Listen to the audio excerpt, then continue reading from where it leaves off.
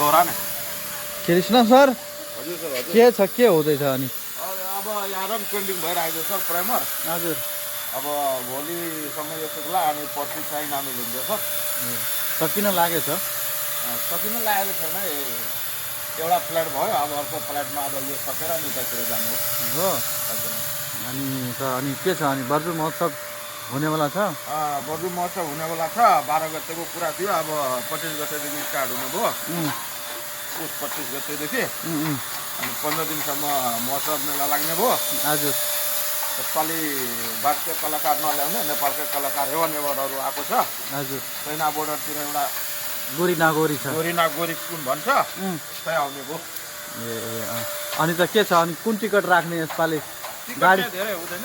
बढीमा भयो भने 200 देखि 300 हुन्छ होला। हो हजुर अनि त तपाईँ के गर्नुहुन्छ फेरि पार्किङ राख्ने कि नराख्ने पार्किङमा त हामी गर्दैनौँ सर। त्यो हाम्रो एउटा सानो होटल छ, त्यसमा हामी बुढाबुढी एकदम मजाले पकाउने तातो चिसो हजुर अनि एल्टी पेल्टी पनि हान्नु पऱ्यो। हजुर आफ्नै काममा कहाँ यो पार्किङ सार्किङ धेरै गाह्रो हुन्छ। गाडी खोलिदियो भने गाडी पनि किनेर दिनु, यो त्यो नवाला सुट।